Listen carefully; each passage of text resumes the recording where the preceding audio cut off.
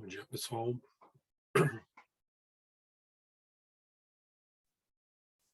Bom dia.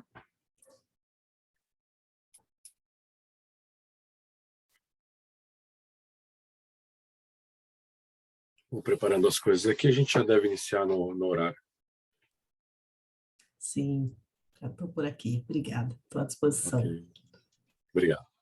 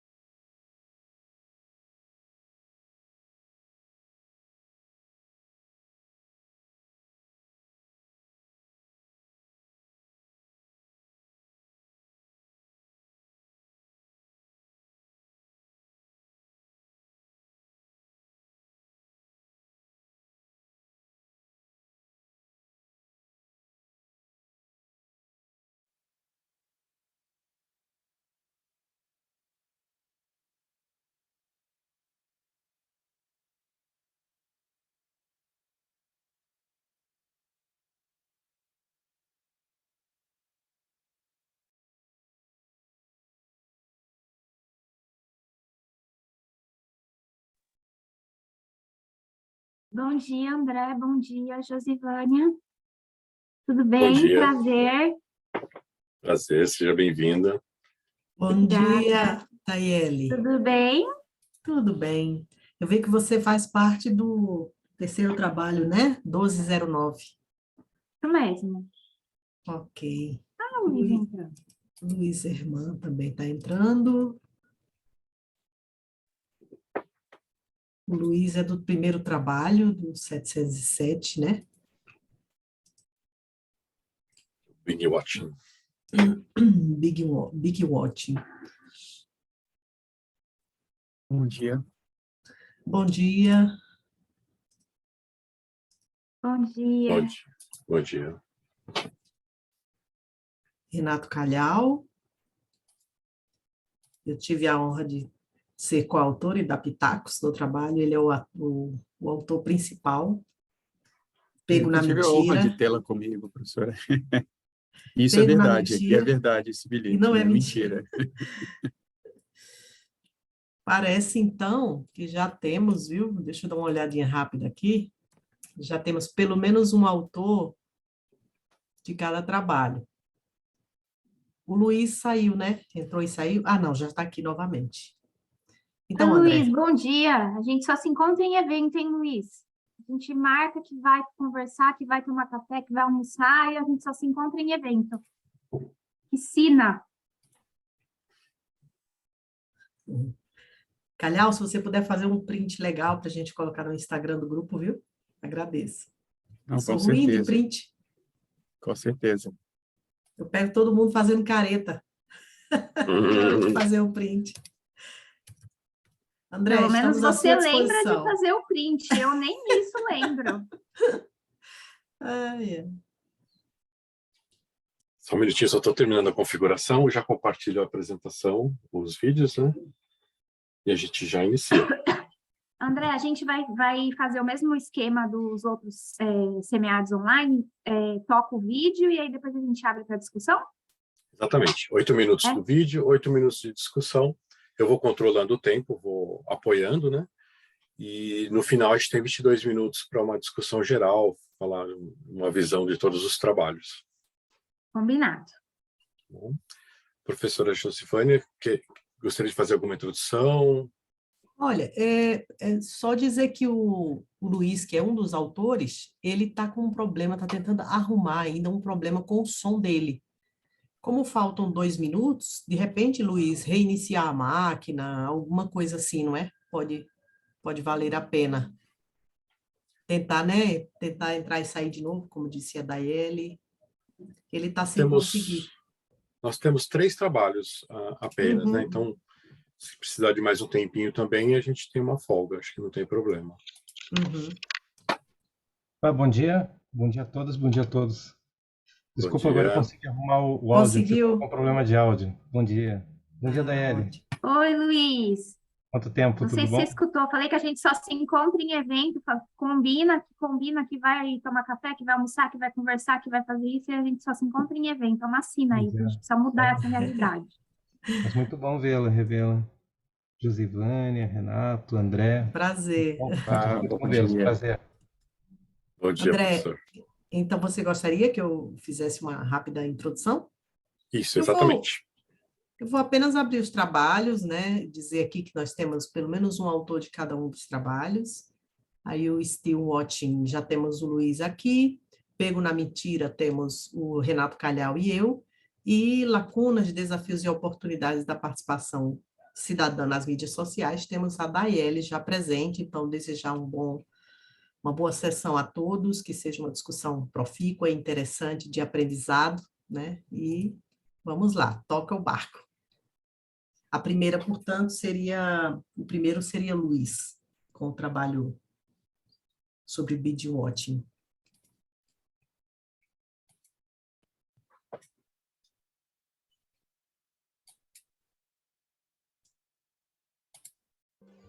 Olá, este estudo tem o título Are You Still Watching?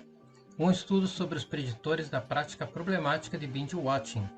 O artigo possui como coautores Melissa Oliveira, Luiz Hernan, Vanessa Itacarambi e Márcia de Azevedo. Binge watching vem do inglês e significa a compulsão, focado especificamente no consumo de mídias no formato de maratonas. É uma estratégia de engajamento, focada no streaming on demand, e traz uma sensação maior de realismo, justamente despertando aos telespectadores os seus mundos, personagens e enredos. Carece de uma definição mais padronizada. Proporciona relaxamento, envolvimento, questões relacionadas com o hedonismo. Nesse sentido, foi justamente entender nesta pesquisa o limite desta modalidade de consumo, Os sintomas sentidos pelos praticantes do binge watching são classificados pela Organização Mundial da Saúde como sintomas problemáticos do vício em novas tecnologias. A forma não saudável do binge watching pode estar associada a predisposições psicológicas individuais. Para esta pesquisa, fizemos a utilização da base de dados Web of Science e Scopus, onde foram encontrados 125 artigos sobre o tema, 85 deles publicados entre 2019 e 2021. Fizemos uma análise dos autores mais relevantes, performada pela ferramenta BiblioShine. Assim, identificamos os principais construtos e observamos os seus resultados como uma fase de meta-análise preliminar. O Brasil é o quinto maior mercado de streaming on demand do mundo. Durante a pandemia, houve um crescimento de 58%. O consumo de mídia é utilizado pelas pessoas ativamente para se recuperar de exaustão emocional e cognitiva.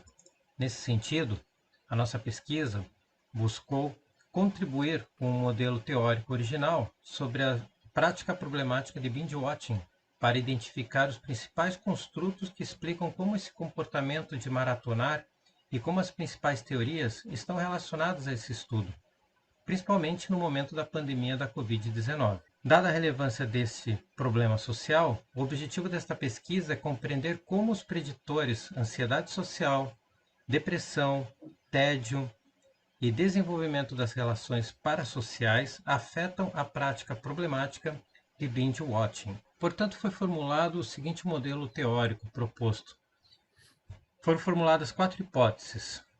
Temos 4 variáveis independentes: relações parasociais, ansiedade social, tédio, depressão, e uma variável dependente que é o binge watching. Relações parasociais, quando os telespectadores estabelecem uma relação com os personagens da mídia. Ansiedade social, busca uma forma de interação com outras pessoas a partir do binge watching, pois indivíduos socialmente ansiosos têm dificuldade em estabelecer relações sociais. Tédio é o baixo estado de excitação atribuído ao ambiente que tem estímulos inadequados, é frequentemente associado ao uso abusivo da internet.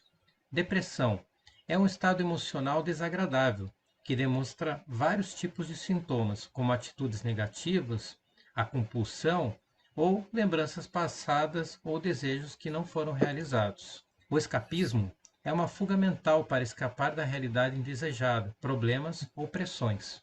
A metodologia consistiu num survey composto com questões demográficas sobre o uso de séries, e as escalas foram psicométricas adaptadas, em escala Likert de 5 pontos. A coleta de dados foi realizada pelas redes sociais. A amostra foi classificada como probabilística, por conveniência e por julgamento. A amostra final teve 388 respondentes, com 79 outliers, que foram removidos a partir da distância de Mahalanobis. Foram feitos ainda testes de normalidade, testes de Common Method Bias, testes de amostra do início e no final da pesquisa para a consistência.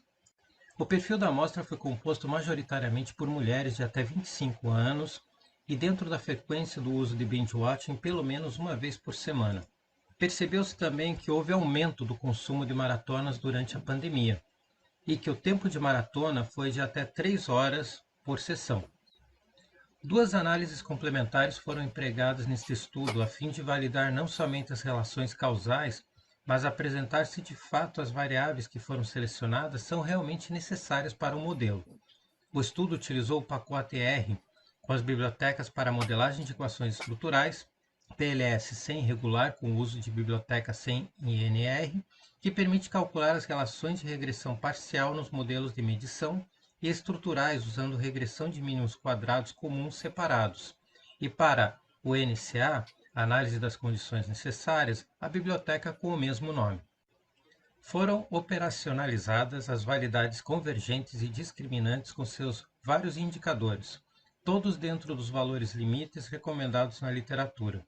Por fim, foram analisadas as relações dos caminhos entre as variáveis, indicando que todas as hipóteses foram confirmadas, sendo que destes, o tédio foi o que apresentou um pouco mais de relação comparada com as outras hipóteses. Nesta figura, observamos o comportamento da modelagem de equações estruturais a partir da saída do pacote R. O R quadrado final foi de 60,2%, o que é considerado adequado. Da mesma forma, ou GOF, teve valor de 49,31%.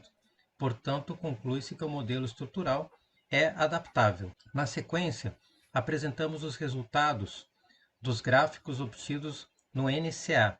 Tédio e relações parassociais se destacam, indicando que o efeito é grande, e o da ansiedade social e depressão como moderados. Portanto, a escolha das 4 variáveis foi aprovada pelo método do NCA. Aqui temos os resultados da análise das condições necessárias em formato de tabelas. Em relação à discussão dos resultados, todas as hipóteses foram confirmadas. Usuários que realizavam maratonas frequentemente apresentaram maiores graus de relações parassociais e de sintomas depressivos.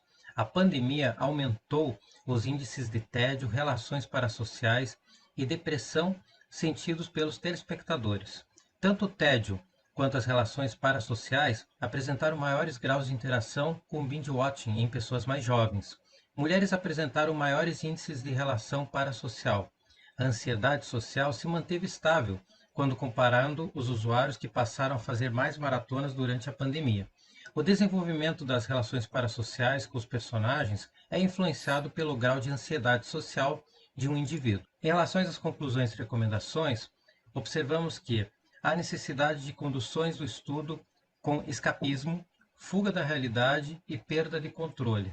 O modelo teórico pode ser utilizado pela academia ou em outros estudos, bem como a incorporação destes novos construtos descritos anteriormente. A conscientização do indivíduo é fundamental dentro desse processo que trata de uma questão importante, que é a saúde. A responsabilidade social das empresas, principalmente as prestadoras de serviço, é fundamental. Em relação às limitações, há o viés atrelado ao nível do envolvimento tecnológico dos respondentes e também uma amostra majoritariamente feminina. Aqui seguem as principais referências que foram utilizadas. Muito obrigado. Obrigada, professor Luiz. Eu vejo que a coautora Vanessa também se encontra presente, né? Acabou de entrar aqui. Isso mesmo, bom dia a todos. Bem-vinda. André, então a gente usa já esse espaço para Isso, agora temos feedbacks? isso, 8 minutos para perguntas, para esclarecer alguma dúvida. Ok, então primeiro eu abro a palavra para o público, né, para assistência, saber se tem alguma curiosidade ou contribuição ao trabalho, depois eu falo por último aqui dois ou três pontinhos que eu destaquei do trabalho, mas já parabenizando de antemão. Alguém gostaria de fazer alguma pergunta? Renato Calhau, a palavra. Eu tenho. Bom dia de novo aí, pessoal, para quem andei. Legal, Luiz, Vanessa, parabéns aí pelo trabalho. Eu tinha assistido o vídeo, achei bem legal o artigo de vocês. E aí eu fiquei pensando, né, porque o trabalho mostra que realmente tem essas variáveis associadas aí ao binge watching. E aí, só que eu pensei assim, que o modelo de negócio dos streamings, ele é feito para que você assista o máximo possível, né? E que você fique assistindo sempre. Tanto que as próprias séries, os filmes, eles já têm uma estratégia de lançamento visando que você nunca fique ocioso naquele streaming, né? Que você maratonou uma e depois já lançou uma temporada nova da outra. Vocês até colocaram isso na conclusão, né? Que em relação à responsabilidade social desses streamings para evitar esse tipo, né? Que as pessoas desenvolvam esses tipos de comportamento. E aí eu fiquei pensando assim, como é que eles poderiam fazer isso, né? Porque parece que é algo que vai de encontro ao próprio modelo de negócio dessas plataformas, né? E aí eu fiquei mais assim, aqui eu estou levantando mais ponto de reflexão do que poderia ser feito para evitar, já que foi comprovado que realmente tem relação esses comportamentos. Posso começar, Luiz? Claro, com certeza. Com licença, bom dia a todos. Satisfação em estarmos aqui juntos. Sim, a sua pergunta é muito boa, Renato. E assim, a proposta do trabalho é exatamente lançar luz sobre isso, porque muitas iniciativas já existem. Então, você pega lá a Netflix, por exemplo, a Netflix coloca aquele aviso, olha, você já está há tanto tempo, você ainda está aí, né? Aquela coisa bem sutil, mas resolve? Não resolve. Então, esse é um ponto que é importante, né? Então, assim, é como que você se responsabiliza por isso. Eu vou pegar um exemplo, a Coca-Cola. A Coca-Cola não teve que baixar os níveis de açúcar dos seus refrigerantes, porque ela não estava fazendo bem para a sociedade. Então, ela teve que se adequar para continuar ali oferecendo os seus produtos. E é o que essas empresas vão ter que fazer, encontrar um mecanismo para tentar driblar isso. Então, ao mesmo tempo que você vai ter que manter essas pessoas ali na rede, você vai ter que tentar estabelecer um processo de conscientização para as pessoas do efeito que aquilo tem na sua própria saúde, né? E você vê, e assim, é engraçado que durante esse processo, a gente conversando com as pessoas, a quantidade de pessoas que realmente entram numa maratona, ela fala, eu vou assistir um episódio, e ela fala, professor, eu entrei para assistir, eu conversando às vezes com os meus alunos, professor, eu entrei para assistir eu fiquei a madrugada toda, professora, virei, e é uma coisa muito interessante, porque você não percebe, aquilo é criado de uma maneira que você não percebe. E aí você repara, né? Se você não entra, você recebe mensagem no seu celular, no seu WhatsApp, aparece aquelas notificações dizendo que saiu uma série muito bacana, a continuação daquilo que você estava assistindo. E realmente, assim, dizer que eu tenho uma resposta agora, Renata, não tenho. Assim, perfeito, falar assim, olha, apliquem isso, mas eu acho que é pensar em como que esses algoritmos podem nos abordar de uma maneira que seja menos nociva e mais conscientizadora, para que as pessoas realmente percebam o efeito negativo que as pessoas não percebem, que isso é algo ruim para a sua própria saúde, para o desenvolvimento até das atividades diárias, né, que essas pessoas trazem ali. Não sei se o Luiz quer complementar. Não, acho que fala rápido. Você já abordou a questão, né? Mas a maioria dos estudos que a gente viu de binge watching, eles trazem toda a questão do vício, né? Então, eles acabam abordando muito. Para eles, realmente é interessante que a pessoa fique, independente do que venha a acontecer, né? Então, a gente acabou ficando muito preocupado, né, com esse paradoxo, né? Que as pessoas, ao mesmo tempo que elas consomem muito, elas podem ficar com algum problema de saúde, né? E tem poucos estudos que caminham para esse lado de saúde. Acaba entrando muito na saúde mesmo, né? Então, a gente viu estudos focados na área da medicina, da psicologia, né? Que acabam indo para esse lado, né? Então, a gente teve que tentar trazer de que forma as empresas elas têm que se preparar com a questão da responsabilidade social, né? E apresentar números ou apresentar cuidados, né? Para que as pessoas não tenham esses problemas. Então, é por aí que a gente tentou buscar a contribuição do estudo, né? Justamente esse processo de conscientização, ao mesmo tempo que os construtos que foram selecionados, eles têm muito a ver com a pessoa, né? Então, até mesmo o construto parasocial, para a gente foi muito diferente, né? Ter selecionado ele, porque justamente a pessoa se envolvendo com o personagem, querendo estar lá, imaginando, fantasiando, então é aquela questão do hedonismo, né? E a pessoa pensa, e se eu tivesse lá montado no dragão, o que acontece, né? Então, coisas assim, né? Então, por aí vai. Ok. Eu tenho aqui Nós temos 3 minutos, eu quero fazer algumas considerações, mas quero saber se a Daiele tem algo também a falar ou não. Não posso? Pode, eu falo ao final. Eu vou mais ler, acho que 1 minuto, viu, André? Para mim seria suficiente, que eu só vou ler sugestões para uma publicação, né? Em periódico. Daiele, com a palavra. Vou rapidinho, obrigada, Josi. Bom, é uma satisfação estar com o Luiz e com a Vanessa, são nossos parceiros aí, anos, pessoas muito queridas. Bom, vocês sabem que eu sou pesquisadora da área de cidades inteligentes, né, gente? Vocês me escutam? Parece que eu fiquei congelada. Deu? Então, escutamos. Parece que congelou, mas beleza. E eu sempre penso nos fenômenos, né, em especial esse fenômeno que vocês trazem no trabalho, sob o ponto de vista de política pública. Eu sou muito cética em relação à decisão individual, né? Porque a gente sabe que açúcar faz mal e a gente continua comendo açúcar, né? A gente sabe que gordura faz mal, a gente sabe que fumar faz mal, a gente sabe que álcool em excesso faz mal, e a gente continua fazendo isso, as nossas decisões individuais no dia a dia, né? Eu vejo... E assim, com coisas, eu estou falando do nível individual, mas com coisas mais amplas, se a gente for para a sustentabilidade, a mesma coisa. E aí, esse fenômeno que vocês trazem, ele é interessantíssimo, então eu quero parabenizar vocês, assim, muito pela escolha, E eu não sei se o projeto está em andamento, se está finalizado, se vocês vão continuar, não vão continuar, mas eu acho que uma linha interessante seria abordar esse fenômeno sob o ponto de vista de política pública, né? Então, qual que é o papel do Estado na regulação desse fenômeno? Porque o problema, na ponta, é um problema de saúde pública, né? De depressão,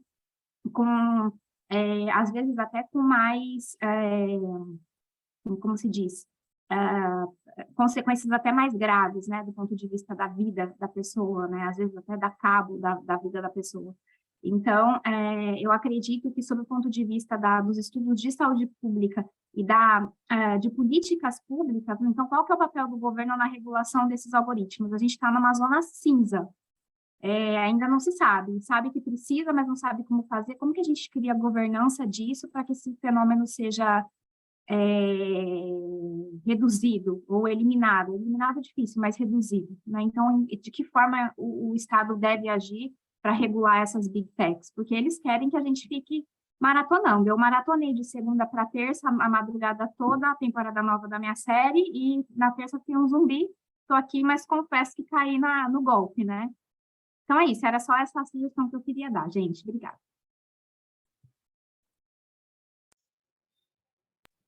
Muito obrigado, professora Daiele. A gente anotou aqui já os itens. Muito bom. Ok. Então, eu vou, André, rapidamente só ler o que eu escrevi sobre o trabalho, é rapidinho mesmo, e em seguida a gente passa para o segundo, pode ser? Combinado. Primeiro, parabenizar, né? Um tema muito interessante nos dias atuais. Eu recomendo uma rápida publicação, submissão a periódico, caso já não esteja indicado no Fast Track. Parece que é hoje que sai o resultado do Fast Track, né? Então, parabéns aos autores pelo tema, pelo trabalho, pela relevância, pela pertinência nesse momento, né? Precisamos discutir mesmo saúde pública e saúde coletiva associada à discussão do uso de tecnologias da informação, do uso intensivo, como temos visto hoje, né? Pensando numa submissão a periódicos, a uma revista, por exemplo, eu fico pensando que seria interessante detalhar mais a amostra e os procedimentos de coleta. Imagino que vocês tiveram pouco espaço ainda nesse trabalho. A distribuição do questionário, por exemplo, em quais redes? Por que nessas redes, né? Se a amostragem foi por conveniência e julgamento, qual era o julgamento para considerar o sujeito apto? Como fazer uma coleta por julgamento, disponibilizando o questionário online? Fiquei um pouco confusa em relação a isso, né? Então, havia alguma pergunta filtro? Como é que foi? Eu acho que detalhar um pouco mais o método deixa o trabalho mais competitivo para um periódico, né? Sobre a variável depressão também, como foi medido o grau de sentimentos depressivos do usuário, esse é o nome que está lá. Como o artigo não traz ou não demonstra o instrumento, que talvez seja algo que vocês tenham que pensar também para uma submissão periódica, né? E seus itens, então fica mais difícil saber como se trabalhou com uma variável sensível, né? Depressão, uma variável complexa, bastante complexa. Então, recomendo colocar a escala em uma submissão a periódico, para que as pessoas vejam claramente os itens e o que foi medido, como foi medido, né? E é isso, reforçar meus parabéns. Muito obrigada, professora. Tomamos nota aqui, agradecemos as considerações da senhora. Realmente, a questão de um congresso, a gente acaba sempre, né, cortando para comportar, e às vezes algumas respostas não ficam ali tão claras, mas muito obrigada. Isso aí. Muito obrigado, professora Josivânia, muito obrigado, professora Daiele, Renato, André, pela atenção. A gente tomou nota aqui das questões, muito importantes. Realmente, na hora de encaminhar o artigo, a gente teve que dar aquela enxugada, né, Vanessa? O instrumento de pesquisa não coube. A gente teve que sacrificar o instrumento de pesquisa. Mas tá bom. Muito obrigado pela atenção. Podemos ir para o segundo, André? Vamos para o segundo, é o pego na mentira, né? Pego na mentira. Temos dois coautores aqui, o Renato e eu. O Renato é o autor principal, mas também a Dâmara e Rafael de Freitas, que não puderam estar presentes aqui. Tudo bom? Vou apresentar aqui meu trabalho intitulado Pego na Mentira, desenvolvimento de modelos preditivos para detectar avaliações online fraudulentas de hotel. Então, artigo escrito por mim, Renato, também pela Dâmara, Josivânia e Rafael. Então, esse artigo ele faz parte do meu TCC em Data Science e Analytics.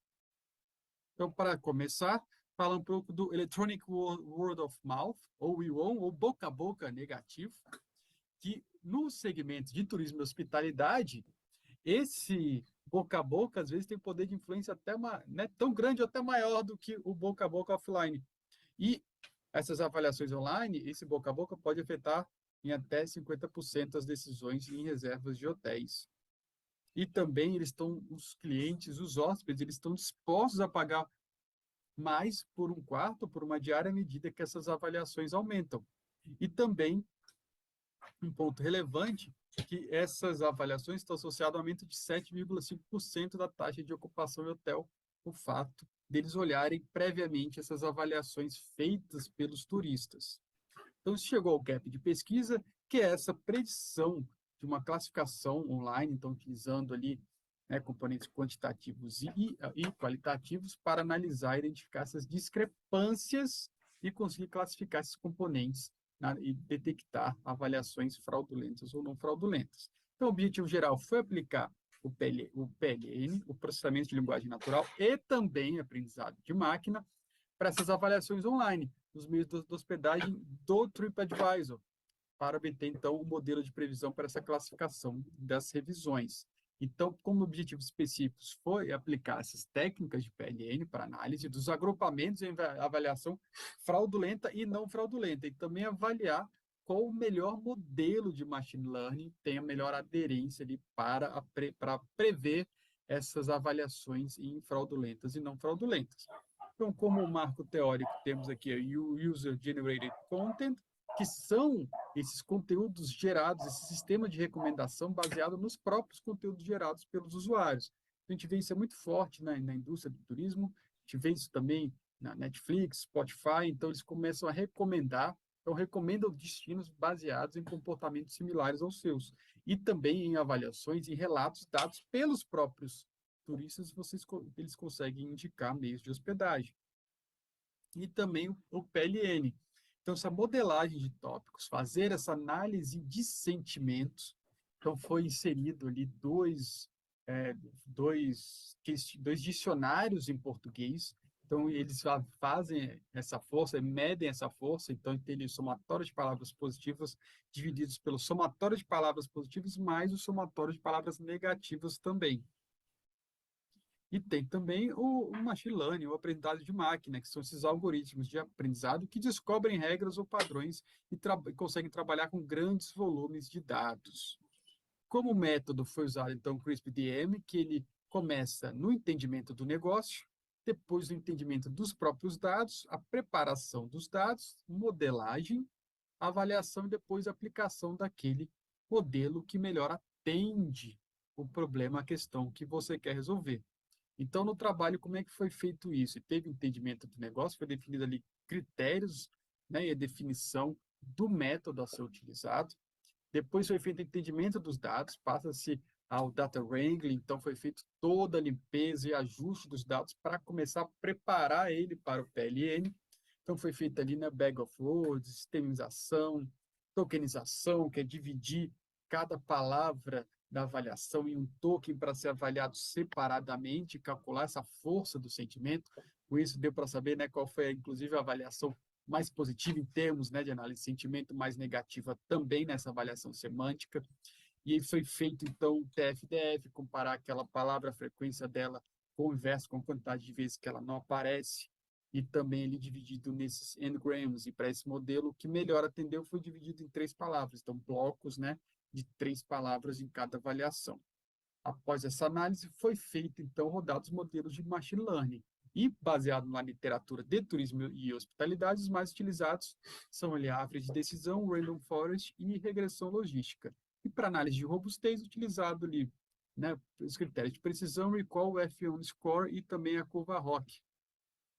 Então, a amostra foi coletado comentários dos 25 meios de hospedagens brasileiros vencedores do Travelers' Choice Awards entre janeiro de 2020 e junho de 2022, pegando ali todo o período pandêmico. E o total foi, então, de 12.649 avaliações divididas nessas amostras que vocês estão vendo. E foi feito, então, um balanceamento dos dados, porque a gente vê que, nitidamente, as avaliações positivas, ou seja, 4 e 5 estrelas, foi, em sua grande parte, quase 98% de todas as avaliações coletadas. Então, na classificação, o que foi feito? Se a nota foi positiva, ou seja, 4 ou 5, e na análise de sentimento deu 1, ou seja, positivo também, então, verdadeiro positivo, não fraudulenta. Se foi o contrário, avaliação positiva mais sentimento negativo, aí é considerado uma avaliação fraudulenta. O mesmo vale para o inverso. Então, às vezes, a pessoa deu uma nota boa, a avaliação foi considerada negativa. Então, isso é considerado fraudulento e o inverso também. Então, aqui o resultado da árvore de decisão, um caminho, por exemplo, é ali, ó, se a nota dada for maior, não for maior ou igual a 4,8, tem ali até 89% de possibilidade de ser fraudulenta. Se a nota for maior ou menor, né, maior ou igual a, né, não for a 3,8, então, se ela for menor, as chances de ser fraudulenta ali já vai para 97%. E se a análise de sentimento não for menor ou igual a 0,43, a chance de ser fraudulenta vai a 99%. Na Random Forest foi gerado um modelo, então, para testar 10 árvores, e a árvore de número 2 foi que obteve ali a melhor performance. Na regressão logística, foi avaliado, e das variáveis utilizadas neste modelo, só ali a sentence count, ou seja, a quantidade ali de palavras de sentenças naquela avaliação, não fez diferença, não foi significativo, né? Não foi significativo, não teve o p-valor ali maior do que 0,05. E na análise de robustez aqui, por final, nós vemos que a Random Forest foi o modelo que teve ali a melhor performance, a melhor acurácia e a melhor curva ROC também, que é o que a gente vê nessa tela agora. Então, em verde, nós temos em verde aqui a Random Forest, em azul no meio a árvore de decisão, e aqui um alaranjado, nós temos a regressão logística. Então, como considerações finais, a possibilidade de implementação de sistemas de recomendação baseado nesse modelo sugerido, e também avaliar essa discrepância entre a nota dada e a avaliação do turista. Então, às vezes, tem meio de hospedagem, tem ali 100, 200, 300, 500 avaliações, fica complicado botar uma pessoa para ficar analisando uma a uma, e de um critério ainda subjetivo, que ele avaliar se ele considera ou não aquela avaliação ali como fraudulenta. Então, já tem um modelo que já mostra isso de uma maneira automatizada. E algumas limitações. Foi utilizado apenas as avaliações em português do Brasil, por mais que tenha feito balanceamento ali da amostra, tem uma tendência ao overfitting, a gente vê, inclusive, nas acurácias que ficaram muito próximas a 100%, muito provavelmente, às vezes, pela quantidade também de variáveis, a quantidade de avaliações também analisadas. Outra limitação, o TF-DF ele não é capaz de identificar gírias e ironias, por exemplo. Então, aqueles comentários ali tiveram, às vezes, algum tom de sarcasmo, deboche, não foi conseguido identificar por esse modelo também. E tivemos ali uma única fonte de dados, que foi o TripAdvisor. Poderia ser testado também em outras plataformas, né, com Booking, Yelp, Airbnb e Expedia. Fica além dessas sugestões, acrescentar também outras variáveis, novas fontes de dados, pegar mais fontes de dados diferentes e comparar também até com outros modelos, como, né, eu citei ali o Naive Bayes, ou Support Vector Machine, ou até redes neurais também, para ver se performa melhor, mesmo já com essa mesma quantidade, com essa mesma plataforma, também pode ser acrescentado para estudos futuros e outras análises ali de robustez da mesma forma. Tá bom? Então, gostaria de agradecer. Fica aqui o meu QR Code para meu LinkedIn. Quem quiser adicionar, fica à vontade. Ótimo evento a todos.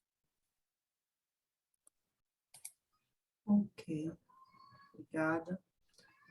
Bom, passo a palavra aí primeiro para o público, para assistência.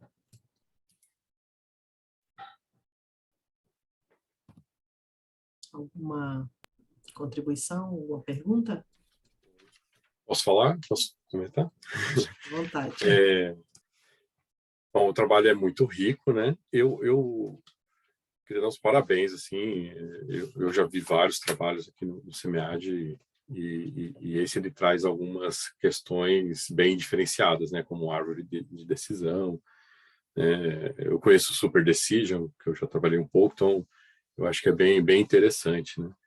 A minha pergunta ela é um pouco mais geral, mas assim, o que motivou fazer esse trabalho, o porquê da escolha dessas metodologias e se eu posso utilizar esse mesmo modelo, por exemplo, para questões de avaliação de serviços do governo, de outras aplicações, né? É uma questão mais ampla, né? Ah, legal, professor, bacana. Primeiro, né, agradecer aí. E já pedi desculpa, porque o meu tempo passou um pouquinho. Eu gravei no último dia, eu te esqueci, eu perdi o prazo. Eu falei, meu Deus, eu preciso gravar isso. Então, eu já peço desculpa aí por exceder um pouco o tempo. E a escolha, professora, porque eu já estava estudando turismo, né? O meu doutorado foi na área de turismo e hospitalidade. E aí, lendo os artigos, eu achei esse gap. Como eu comecei, né, eu sou estudante assim, muito do marketing, eu comecei a falar, não, quero me enveredar para essa área aí de dados. Então, esse foi meu primeira tentativa, né, de fazer algo usando essas técnicas. Então, sim, eu até brinco com a professora Lisbane, né, isso deu muito mais trabalho do que minha própria tese, fazer esse artigo.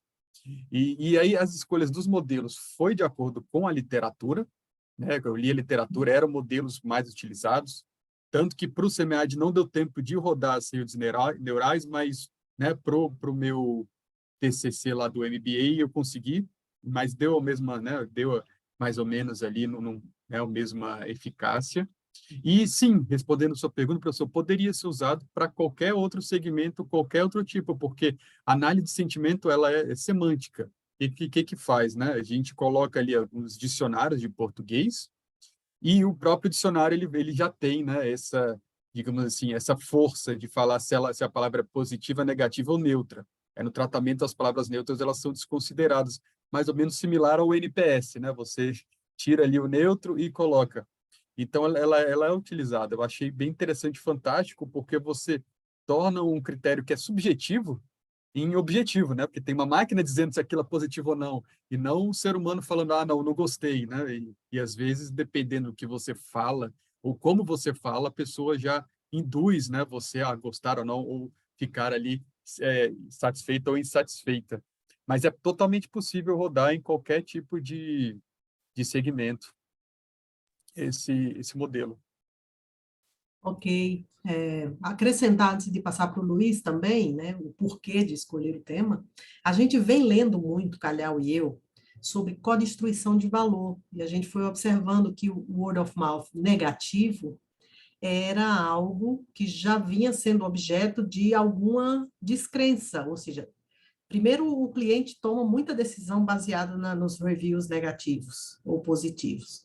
Porém, já se iniciou, e muito recentemente, 18 para cá, uma preocupação e quando é fraudulento, né? Quando o sujeito, de fato, está agindo de má fé, por exemplo, queria cancelar a reserva, mas já havia passado o prazo de promocional para cancelar a reserva, e mesmo assim ele vai lá e faz um review negativo. Então, ensejou, né, de ele ter trabalhado na tese com Value Co-Destruction, e aí quando ele foi fazer o curso, esse curso que ele está terminando agora, né, já de especialização em ciência de dados e tudo mais, aí eu falei, ele mesmo, né, deu a ideia, e eu falei, nossa, vamos juntar isso com o que a gente já vinha discutindo sobre Value Co-Destruction no marketing de serviços. Professor Luiz, não sei se é professor, mas enfim, todo mundo aqui é professor de alguma forma. Sim.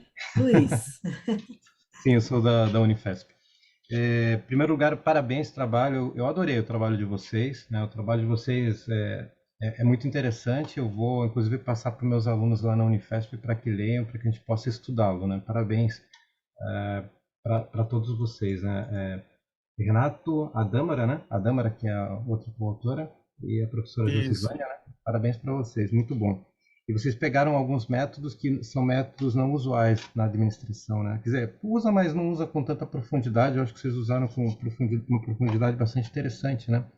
Então, vocês pegam lá o método supervisionado não paramétrico para tarefas de classificação, né? Então, vocês pegam a árvore de decisão, depois pegam o random forest, né? Usam a matriz de confusão, né? Então, é coisa nova que está começando, assim, a gente, pelo menos aqui no Brasil, ainda não tem essa cultura. E vocês trazem uma contribuição de cultura com novos métodos, né? Que são, sim, possíveis, né? Pelo que eu entendi, os dados que vocês selecionaram são dados de fontes secundárias, né? Vocês extraíram dados, né?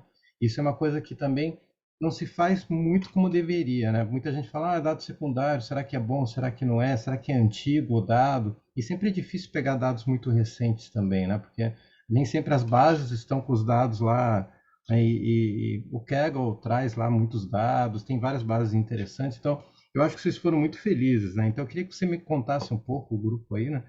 Como é que foi o processo de extração de dados, né? Qual foi a parte do trabalho, o momento assim que vocês pediram mais socorro, SOS, que vocês sentiram mais dificuldade, né? Eu vi que vocês trazem a questão do dicionário de palavras para fazer justamente essa análise da parte da sensibilidade. Gostaria que você me contasse um pouco essa questão, né? E parabéns, eu acho que o artigo traz assim uma provocação, eu diria assim, conceitual do EON, né, da questão do não negativo, mas também eu acho que metodologicamente abre as portas aí para diversos outros trabalhos, né? Não é uma coisa do futuro, é uma coisa do presente, né? A gente tem que estudar mais isso, porque isso é machine learning, deep learning, métodos de análise. A gente tem que tentar entender mais o ser humano, né? O que o ser humano de fato está pensando, né? Sair um pouco dessa parte. Então, parabéns. Adorei o trabalho de vocês, tá? Obrigado, professor, pelas palavras e tentar responder em 3 minutos. Em relação ao SOS, a cada 2 dias, tá?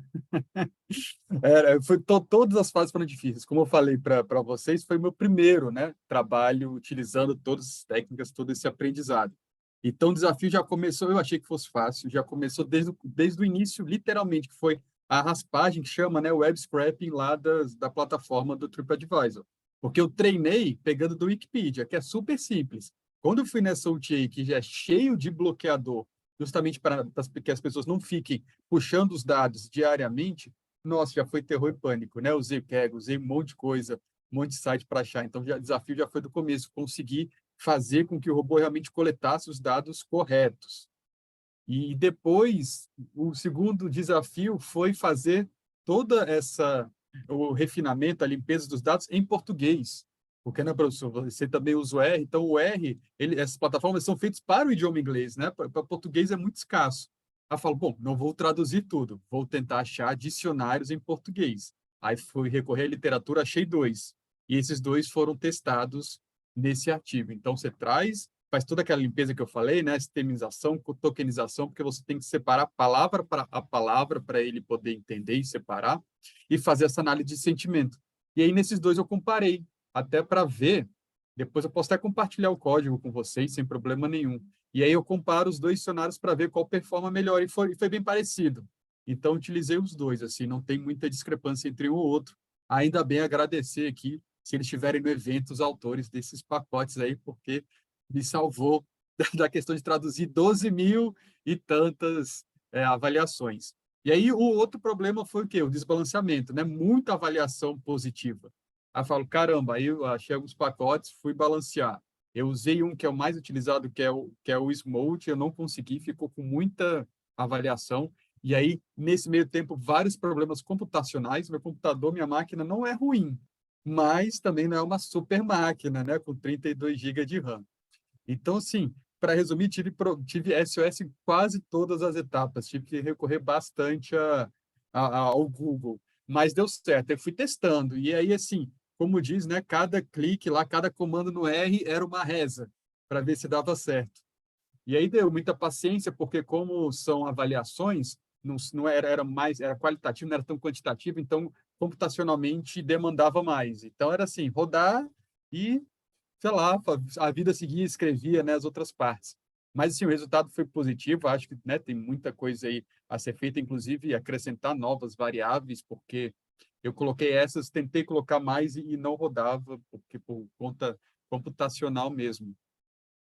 Mas, assim, o resultado foi isso, foi interessante, eu acho que pode ser replicado, e a ideia é difundir mesmo essas metodologias. Eu sou muito entusiasta de métodos, né, de novas metodologias, de conhecer, porque a gente fala assim, nossa, às vezes a gente tem um problema que acha que não pode ser resolvido, mas talvez porque a gente não conheça, talvez o método mais adequado para solucionar aquele problema.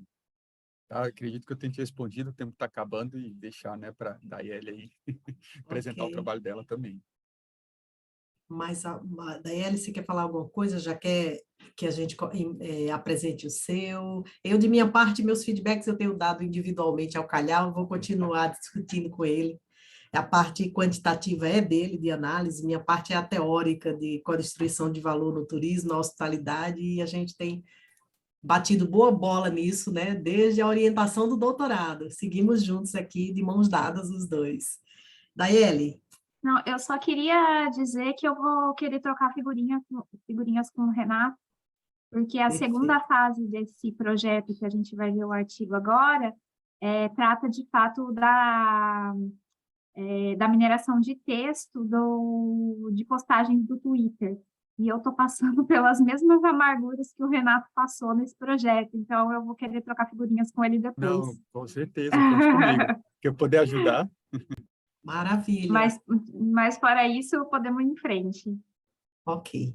Então, parabéns mais uma vez aos autores até aqui, e a próxima, né? Então, temos agora lacunas, desafios, oportunidades da participação cidadã nas mídias sociais, com a Daiele Montovani. E, André, é contigo. André, nem te perguntei se você teria algum feedback. Como é que está nosso tempo geral, André? Você pode fazer uma fala final também, né? Se você quiser, sobre cada trabalho. Fique à vontade, viu? Renato e eu somos tagarelas. Não deixe por nossa conta, somos tagarelas. Não, eu achei os trabalhos até agora excelentes, né? No final, a gente vai ter um tempo de discussão, aí a gente aproveita e tira algumas outras dúvidas. Mas, assim, tá sendo uma apresentação a alto nível, né? Acho que isso que é importante, muitos ganhos. Né? Maravilha. Vou compartilhar aqui. Você já consegue visualizar, não, né? Ainda não.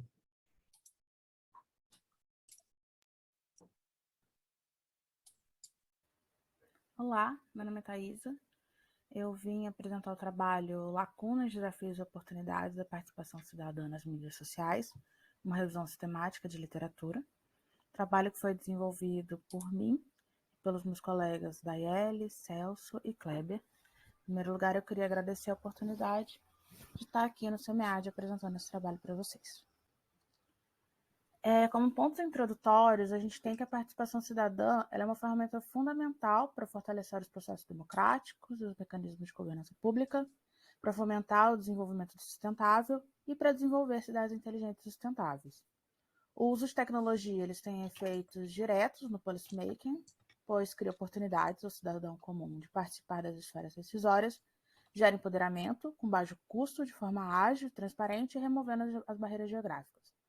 Entretanto, as formas de engajamento efetivo do cidadão em plataformas sociais, elas carecem de estudos. Então, o nosso trabalho teve como objetivo compreender qual a finalidade das interações nas mídias sociais. Para isso, a gente utilizou como ferramenta metodológica uma revisão sistemática da literatura, de acordo com os itens do relatório Prisma e considerando as atualizações relevantes no trabalho do PACE de 2021. O trabalho foi feito com busca nas bases Web of Science e Scopus, levando em consideração critérios de elegibilidade, seu estudo original, publicado em formato de artigo científico, que descrevessem ou analisassem o uso das mídias sociais pelos governos, com o objetivo de estimular a participação cidadã nessas plataformas. A gente não estabeleceu uma data de início para a coleta de dados, mas a gente encerrou a coleta no dia 10 de setembro de 2021, utilizando os termos centrais sobre participação cidadã, mídias sociais e inteligência artificial. A nossa metodologia para a seleção de artigos, ela foi realizada de acordo com o diagrama, né, proposto pela metodologia Prisma, utilizando a identificação dos artigos, a exclusão de artigos em duplicata, análise e eliminação de artigos por título e resumo, e a análise de texto completo. Sendo assim, a nossa revisão utilizou de 49 artigos na análise final. Agora eu vou apresentar para vocês um pouco dos nossos resultados. A gente conseguiu observar o interesse pelos government services, pois o presente volume de dados disponíveis nas plataformas sociais, eles despertam o interesse de se desenvolver modelos de análise de mensagens, com o intuito de modelar as coordenadas ideológicas, de evitar propagandas antigovernamentais, de detectar automaticamente os discursos de ódio, de classificar as reclamações dos cidadãos, estabelecendo prioridades, e de proporcionar com maior facilidade de comunicação entre o cidadão e a prestação de serviço público. Para realizar a análise dos nossos artigos, a gente utilizou esse modelo, que foi baseado em modelos anteriores, e levou em consideração o nível de centralização, ou seja, se ela é centralizada, ou seja, iniciada pelo governo, descentralizada, iniciada pelos cidadãos, ou se ela é participativa, que leva uma interação efetiva entre o governo e o cidadão. E a gente, além disso, utilizou a profundidade das interações nas redes sociais, utilizando as seguintes características: informação, consulta, petição, cocriação e decisão. O primeiro nível de resultados que a gente identificou foi no nível de informação, e os trabalhos encontrados nesse respeito analisaram a participação em que os órgãos oficiais publicam orientações e atualizações com o intuito de informar o cidadão e reduzir o risco de ruídos na gestão de crise, porém sem a intenção de ouvir ou de fomentar uma interação, ou seja, uma cocriação. Um exemplo de artigo nesse nível foi esse de 2018, que os autores analisaram o uso do Twitter para divulgação de informações por agências de gestão de emergências norte-americanas durante a passagem de um furacão. O segundo nível de participação que foi identificado na revisão foi o de petição, em que, nesse caso, o cidadão que oferece informações e faz petições, provavelmente sem a intenção, realizando uma postagem ou relatando um problema ou uma opinião. Essas informações podem fomentar algoritmos de data mining e de machine learning que podem identificar possíveis patrões de crise. Aqui a gente tem como exemplos desses trabalhos esse de 2019, que os autores propuseram métodos de análise de dados de redes sociais para a geração de relatórios gerenciais acerca de potenciais desastres, e esses outros dois de 2021 que analisaram discurso de ódio em posts de natureza político-ideológica. Além desses, também foram identificados outros artigos nessa categoria. Por fim, a gente identificou artigos que analisavam em nível de cocriação, que envolve uma efetiva interação entre o usuário e o governo. Aqui a gente tem um artigo que mapeou as redes de interação entre os perfis de Policy Labs da União Europeia e classificou as postagens por tema. Além desses, também foram identificados outros artigos nessa categoria. Por fim, as nossas discussões e conclusões. Como pontos de discussão, a gente encontrou 4 principais, né? Que o primeiro é a adoção de política de dados abertos. Ela apresenta benefícios sociais e políticos, como a confiança do governo e o empoderamento do cidadão. Os trabalhos analisados, eles viam a participação do cidadão em discussões de mídias sociais, porém eles não mapeavam a atuação dos governos nessas discussões, o que dificulta consideravelmente a identificação de diferentes níveis de maturidade ou de institucionalização das redes sociais como ferramenta estratégica de governo eletrônico. O fato de o usuário poder se manifestar nas redes sem se dirigir diretamente ao público, ao agente público, né, ao governo, faz com que esse material, né, essas postagens, elas só se convertam em informação relevante se for extraído e analisado pelos gestores públicos, por meio de técnicas computacionais e de análise específicas, o que requer um plano de implantação mais sofisticado do que apenas definir como abordar os temas, como abordar os usuários e os temas de interesse, e como que os usuários se portam nessas interações. Assim, é necessário desenvolver um sistema de acompanhamento, de coleta e de análise de dados e mecanismo de feedback para os usuários, fomentando o processo de cocriação e fortalecendo as estruturas de governança. Assim, percebeu-se que é necessário o desenvolvimento de trabalhos que avaliem se o engajamento perdura ao longo tempo ou se ele é apenas eventual. Nossas conclusões: a gente observou que, em geral, os artigos contemplados eles não focalizam a participação cidadã como um processo, mas como ocorrem as interações em torno de tempos específicos, o que faz com que se encaixem no espectro de participação no nível de petição. As ferramentas de inteligência artificial, como processamento e linguagem de algoritmos de machine learning, viabilizam a coleta e o processamento de dados publicados nas redes sem a intenção de fazer uma petição de fato. Tendo em vista que os artigos analisam tópicos específicos de participação nas mídias sociais, torna-se interessante analisar em profundidade se o tipo de tema discutido tem influência sobre os níveis de participação. Gostaria de agradecer vocês que estão vendo esse vídeo e pedir perdão por essa correria para apresentar, mas a gente tem um tempo limitado. Obrigada e até a próxima. Ótimo, maravilha.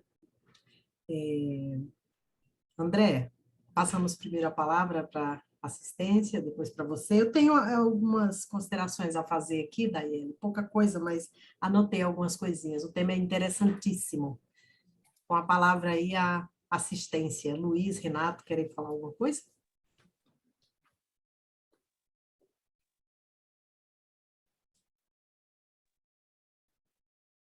Luiz, depois Renato. Bom, vamos lá. Eu adorei o seu trabalho, viu, Daeli? Parabéns para você, parabéns para sua orientanda, né? E tem Daeli, Thaisa, Celso e Kleber, né?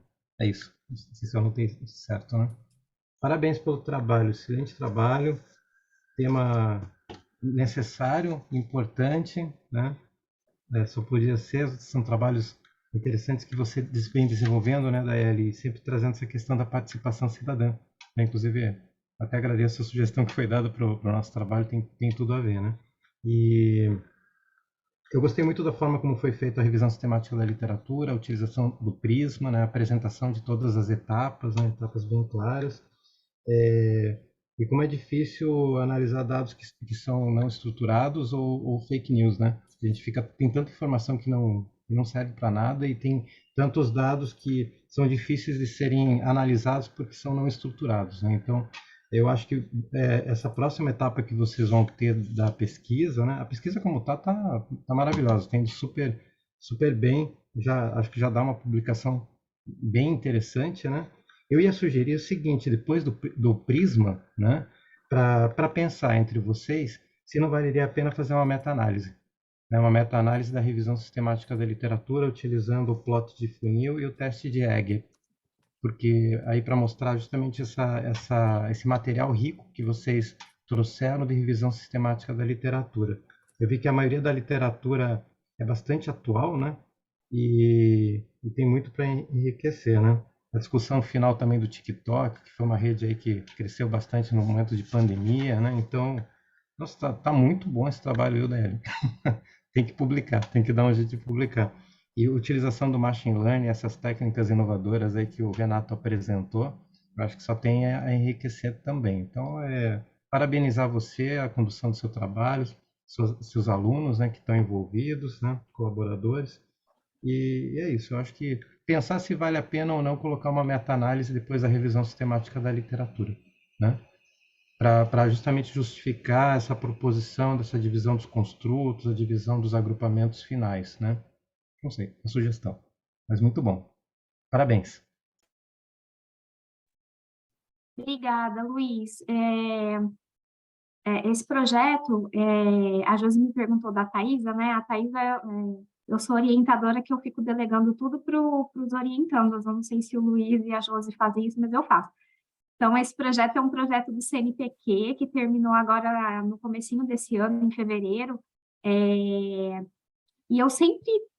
assim, a gente terminou esse projeto do CNPq, a Thaisa é minha doutoranda, o Kleber é meu mestrando e o Celso é meu pós-doc. E é uma coisa que me incomoda muito, por que as pessoas se engajam tanto na internet quando se trata da vida delas, da cidade onde elas moram, das decisões que afetam diretamente a vida delas em relação ao Estado, as pessoas não se engajam. Por que a gente faz isso? O que acontece, né? E a gente terminou o projeto sem resposta, né? Então, a gente fez essa parte da revisão de literatura. Eu confesso, Luiz, que eu nunca fiz meta-análise, mas é uma das coisas que eu estou com muita vontade, é um desafio que eu estou com muita vontade de começar, né? Então, acho que eu não tinha pensado em fazer meta-análise nesse projeto, mas eu acho que você me deu uma ideia muito legal, acho que está na hora de eu tentar, né? Faz um tempo que eu quero tentar, mas vai ficando assim, qualquer hora eu vejo isso, qualquer hora eu vejo isso, talvez eu acho que agregue valor para uma publicação dessa revisão no periódico, né? E aí, depois da parte de revisão, a gente fez a parte de análise de redes. Então, eu extraí os dados do Twitter, das prefeituras e dos prefeitos de todas as capitais do Brasil. É uma massa de dados imensa, e aí o problema computacional que o Renato falou o computador trava, dá errado. Então, assim, na teoria, você roda a linha de código, mas na prática não é isso. Tudo que pode dar errado, dá errado. E a gente tem 7 milhões de posts de 2019, 20 e 21.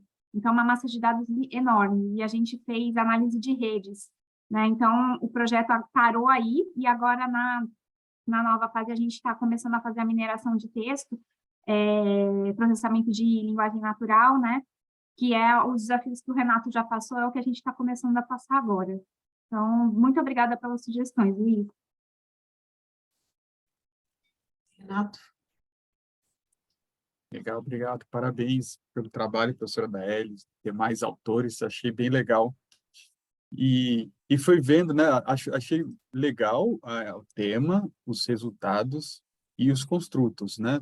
E a minha pergunta é mais uma curiosidade, puxando, né, sardinha aqui para o meu lado, que é a questão ali da cocriação e coprodução, eu vi que apareceu muito.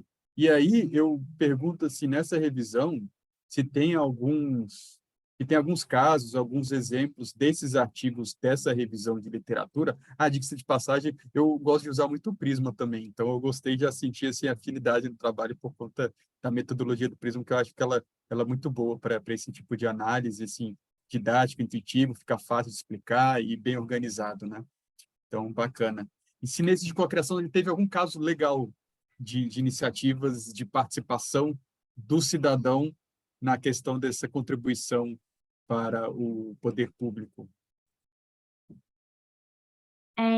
Tem uma zona cinza aí no meio, Renato. O que a gente percebe é que, assim, o que eu vou falar já não é mais da revisão de literatura, é do todo que a gente tem até agora do projeto, incluindo dados práticos, né? A gente conseguiu entrevistar a Prefeitura de São Paulo também para entender um pouco melhor por que o nó não se desata.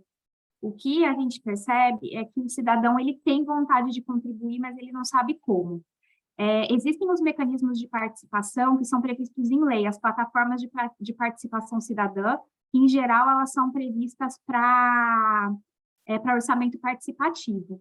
Então, do ponto de vista das prefeituras, né, do agente público, para ele só é participação se for aquela participação dentro dos meios previstos em lei, né? Então, você entra na plataforma de participação cidadã, se cadastra, coloca lá uma proposta, vai passar por uma priorização, por todo um processo, isso para o agente público a participação. O que acontece nas redes sociais, para eles, é comunicação de nível mais desestruturado. Eles nem preveem a possibilidade disso ser usado como input para agregar valor para a gestão pública, né? Então, e assim, eu conversei com vários agentes gestores públicos da Prefeitura de São Paulo, e a resposta foi sempre a mesma, da Secretaria da Fazenda, da área de comunicação, e para eles é só comunicação. Então, tem um desbalanceamento entre o que a participação que o cidadão faz e o que a prefeitura faz. O agente público ele quer mandar a informação de forma capilar para que chegue no maior número de pessoas possível. E o cidadão quer ser ouvido. E as duas coisas não se conversam. Então, naquele modelo que a gente propôs, eles estão em níveis diferentes e eles não conseguem conversar. Então, agora a gente está explorando esse gap que está no meio, essa zona cinzenta que está no meio, para tentar encontrar respostas, né? Porque é um material espontâneo, verdadeiro, tirando as fake news, que é outro problema, né? Que também eu quero muito estudar fake news em algum momento. Mas existe um potencial muito grande, porque está todo mundo nas redes sociais, a boa vontade existe, é o cidadão que está na ponta, que está vivendo o problema, ele conhece o problema, ele tem informação valiosa sobre o problema, mas a gestão pública ainda não sabe usar isso, não sabe como usar isso, e ainda não reconheceu o valor disso, que é o contrário do que as empresas privadas, o seu trabalho deixa muito claro isso, né? Quando a gente está falando de turismo, as empresas estão super preocupadas com as interações sobre elas nas redes sociais, no TripAdvisor, etc. E a gestão pública não, né? Como assim não? É a mesma coisa, é exatamente a mesma coisa. Então, é um tema apaixonante, eu estou apaixonada. E não é só a Josi que é tagarela, não. Eu sou mais tagarela ainda. Se me deixar, eu fico o dia inteiro falando. Isso é legal, professora. Vocês podem pegar um gancho até respondendo o que o professor André perguntou na minha. do porquê do turismo, porque é exatamente isso, eles são lá no turismo, eles são reféns desses feedbacks, sabe? Postou uma nota negativa, eles já ficam ali desesperados, meu Deus, o que é que eu faço? E aí isso foi um critério de escolha também, porque muitos ali, com eles detectando, né, a avaliação fraudulenta, eles já podem pedir para a plataforma tirar aquela avaliação, porque não condiz com a realidade. Perfeito. Eu tenho algumas considerações, André, mas acho que vou deixar você primeiro. Minha pergunta é muito simples, é mais uma curiosidade, né? Porque nesse tema todo que a gente visualiza de fake news, né? Acho que tanto o primeiro trabalho, né? Que fala de identificar o pego na mentira, né? Enquanto esse trabalho da participação cidadã, eles me remetem um pouco à questão da inteligência coletiva. E a minha curiosidade é, nessa leitura, né, apareceu, porque hoje a gente tem ferramentas como crowdsourcing, né, inovação aberta, milhões de coisas que permitem a participação, né? Na leitura, na revisão, apareceu alguma coisa da inteligência coletiva em si? Não apareceu, André. É uma coisa muito curiosa, porque para mim também, quando eu penso em participação, inteligência coletiva é a primeira teoria que me vem à cabeça. Mas os artigos não. O que a gente percebeu é que a academia está muito focalizada sobre o ponto de vista de governo, né? Quando analisa as interações em redes sociais, a preocupação da academia é muito em processos eleitorais e polarização política. Então, os pesquisadores estão muito focados em entender isso, como é que se dá a polarização, como é que as redes sociais influenciam as campanhas eleitorais e que né, a gente viu que isso acontece, inclusive aqui no Brasil e em vários outros lugares do mundo, mas como ferramenta tecnológica de governo eletrônico, porque é isso que a rede social tem potencial de ser, de agregar as ferramentas de governo eletrônico, tem pouquíssimas coisas. Então, para mim também é uma das teorias que vem na minha cabeça, é cocriação, coprodução e inteligência coletiva. Não, os pesquisadores não estão avaliando sobre esse ponto de vista. Então, para nós, é uma oportunidade de desenvolvimento aí das pesquisas futuras. Mas você acertou em cheio. Perfeito, obrigado. Parabéns pelo trabalho, muito bom. Parabéns, Daiele. O que eu queria colocar é que, primeiro, que vincular a participação cidadã, mídias sociais e inteligência artificial, e a inteligência artificial já é por si, né, tema quente para a área de administração pública, né, para a gestão pública. Então, parabéns aí pela oportunidade e pertinência da escolha do tema, né? E também para o marketing, né?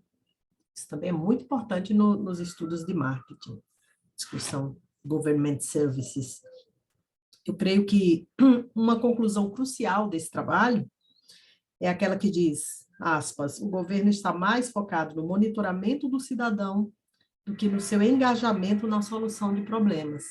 Que a gente tem tido essa preocupação aqui, né, Renato, no nosso grupo Lince Lab. Isso abre, eu acho, uma agenda ou uma avenida, como dizem os autores internacionais, abre uma avenida, né, que eu considero ainda tímida no Brasil, de oportunidades de estudos que discutam a coprodução de serviços, né, no âmbito público, cocriação de serviços, mais ainda, pegando um pouquinho de Osborne, que começa a estudar o assunto, cocriação de valor público, porque, além de cocriação de serviço público, pensar em cocriação de valor público. E também, nessa avenida, né, surge a oportunidade de operacionalizar melhor o que a gente está chamando de variável, o que a gente está denominando como uma variável para estudar, que é engajamento do cidadão. O que é isso? Qual é a diferença entre participação e engajamento? O que é engajar? O que é participar? Qual é o contínuo aí entre um e outro? Então, assim, parabéns, Daiele. Nós temos tido aqui na UNB, né, Renato, essa preocupação em estudar cocriação, coprodução, e agora eu tenho provocado essa discussão mais específica de co-design do serviço ou cocriação de valor e co-destruição de valor. Então, Bora conversar, bora trocar ideias. Parabéns pelo trabalho, excelente trabalho. É isso, Obrigada. Só André. um comentário final de Tá. Josi, Sim. sobre o que é engajamento. Na literatura de sistemas de informação ainda não sabe. Cada autor chama de um jeito. Aí eles falam, olha, aí faz aquela parágrafo assim, ó, então, tem diversas definições de vários autores, cada um fala que é uma coisa, então no meu trabalho eu estou considerando que é isso. Então a gente não tem consenso nem sobre isso ainda, do tanto que é novo pensar no cidadão com um papel tão ativo assim. Então eu acho que é um tema que realmente vale a pena ser explorado, e vou entrar em contato com vocês, sim. Com certeza, eu estou procurando parcerias, né, em outras instituições para importar, né, os nossos estudos. Então, vai ser ótimo conversar com vocês, gente. Muito obrigada, viu, pelas sugestões. Estamos só pelos começando elogios. também, tá? Mas com as mesmas inquietações. Não, discutir, né, ouvir o outro, Sim. discutir outras perspectivas é muito, muito interessante. Então, agradeço demais. Foi uma sessão excelente, gente. Muito obrigada, prazer. André, é isso. Foi riquíssima, né? Eu acho, nossa discussão aqui. Alexandre levantou a mão. Ainda temos tempo, André? Oi, Alexandre, Sim, pode falar. nós temos em torno de 18 minutos ainda para as discussões, então tem um estamos bem. tempo amplo. Queria pedir só, como eu interrompi, eu coloquei aqui no chat o link para avaliação da sessão, e também vou colocar um link para a gente ir para uma outra sala mais ampla de discussão. Assim que encerrar aqui, quem quiser pode acessar esse link para essa outra sala, que é bem interessante também, que é uma discussão com todos os demais participantes. Tá bom? Perfeito. Acho Bom, que a Alexandre queria falar. eu queria falar assim, primeiro bom dia a todos e a todas. É uma satisfação rever os colegas, né, os amigos, e peço desculpas por não ter participado desde o início da sessão. Eu estava em outro compromisso e não pude comparecer, mas tenho certeza que vocês foram muito bem representados e conduzida a sessão pela professora Josivânia. Muito obrigado, professora, pela sua colaboração na sessão. Junto também com o debatedor, o Renato também, então muito obrigado também. Pelo Renato não, André, desculpa, pelo André. Né? Então, muito obrigado. Bom, eu queria dar parabéns pelos trabalhos. Assim, como líder, a gente acaba tocando em todos eles, né? E, particularmente, eu participei da avaliação de alguns também. E todos eles são fantásticos, assim, nas temáticas, sem querer desmerecer as outras temáticas, mas eu acho que essa temática é muito interessante, essa linha de pesquisa traz trabalhos muito bacanas. No trabalho do professor Luiz Hernan, então, da Melissa, da Vanessa e da Márcia, claro. Toda vez agora que eu estou assistindo Netflix e aparece aquela mensagem lá, se eu estou assistindo ou não, eu lembro de vocês, entendeu? Eu falo, putz, tem a ver, isso daqui tem tudo a ver com o trabalho que eu li.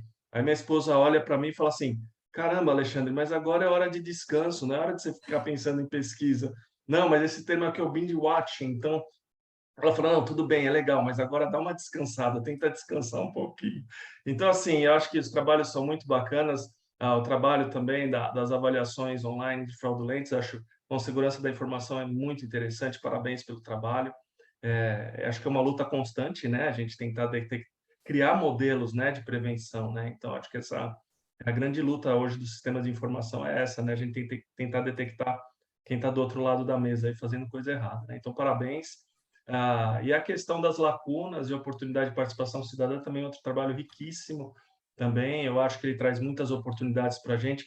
Como pesquisador, esses trabalhos colaboram muito, porque é constante, às vezes, a gente parar e falar, bom, nós vamos pesquisar o que agora? E esses trabalhos, eles ajudam a gente a pegar uma agenda de pesquisa e conduzir. Então, eu queria parabenizar todos vocês pela sessão, agradecer pela submissão na linha, né? E espero ver vocês em breve presencialmente também, né? Dar um abraço a todos, a gente tomar um cafezinho junto, né? E dizer também que, na verdade, nós estamos todos juntos, né? No time de pesquisa brasileiro, né? Quer dizer, então, na verdade, é uma rede de pesquisadores. Então, é um prazer conhecer aqueles que eu não tive contato, mas vi o nome nos textos, então, rever aqui na sessão também é uma grande satisfação. Então, desejar um abraço a todos e agradecer. Muito obrigado, viu, Josiane, pela palavra. Obrigada, professor Alexandre. Bom, eu também achei que foi riquíssima a nossa discussão aqui, a intervenção de todos os colegas, as perguntas, as oportunidades de melhorias, né, que todos generosamente trouxeram para os trabalhos, né, inclusive para o nosso, né, Renato? Então, agradecer mesmo, parabenizar, temas quentes, é o que eu observei aqui, é importante a gente ficar ligado nisso, né?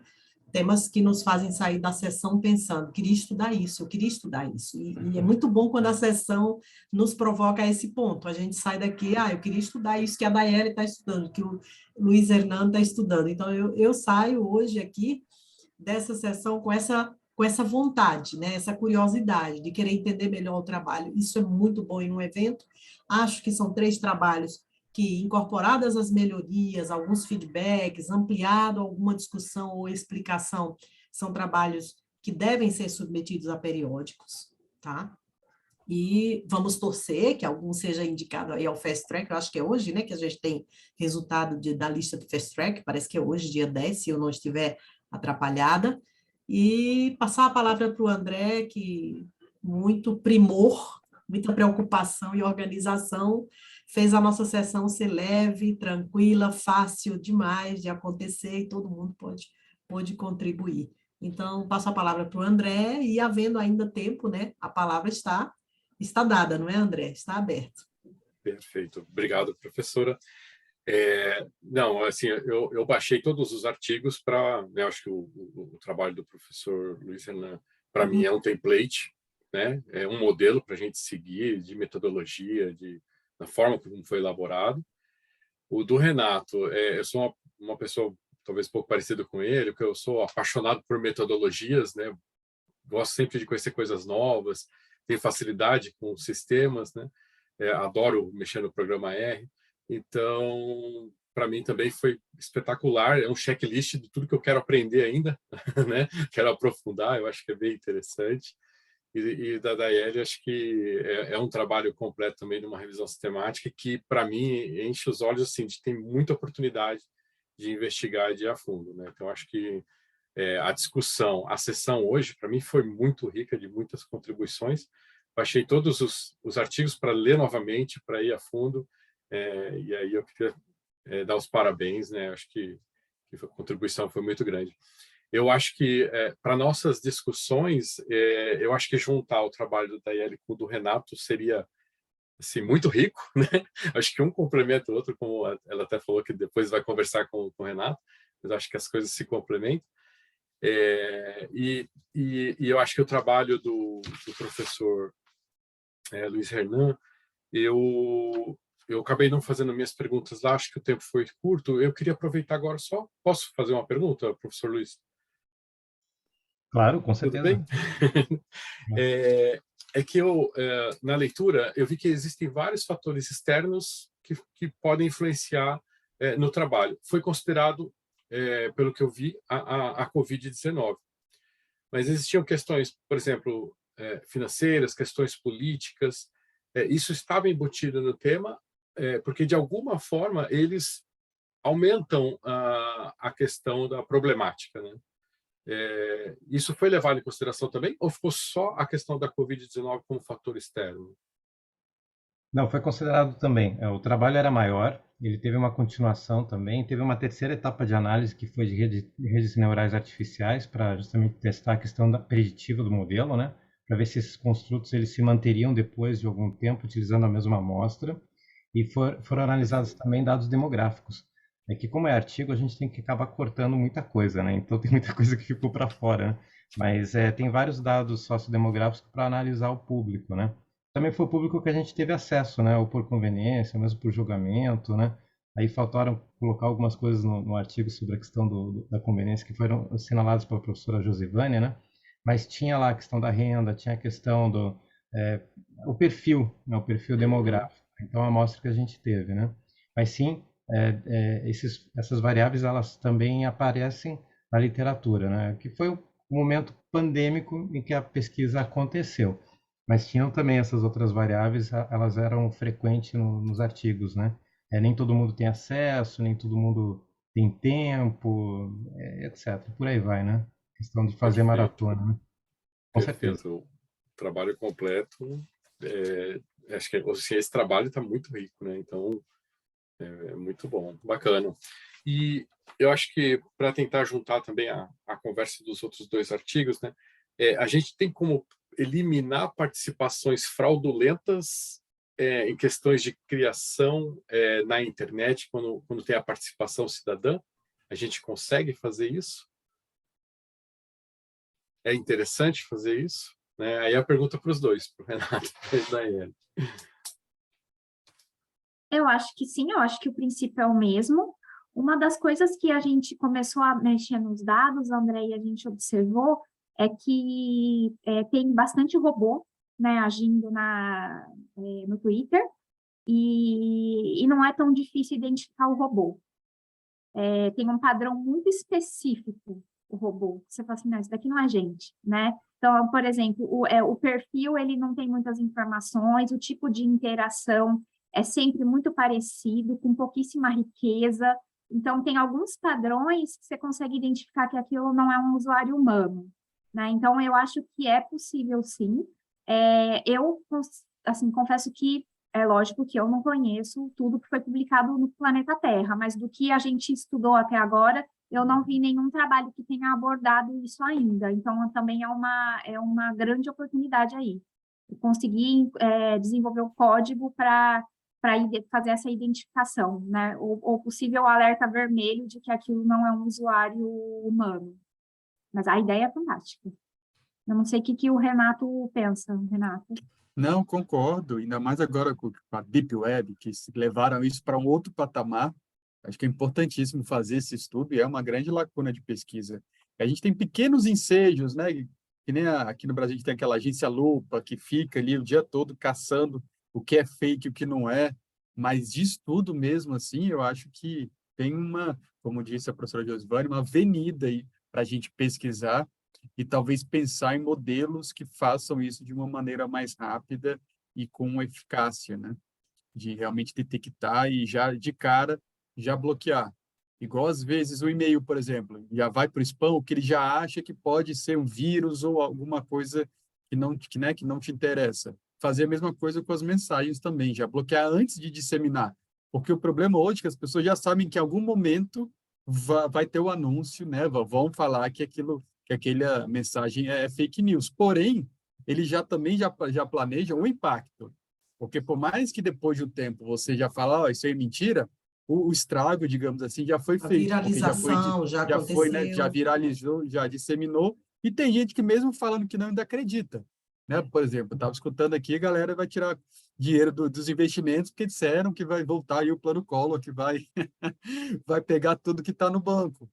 E sim, é nitidamente fake, não tem nem como, né? Se a pessoa estudar um pouquinho, pesquisar, vai ver que não tem mais como voltar aquilo, o que teve ali há 30 anos atrás.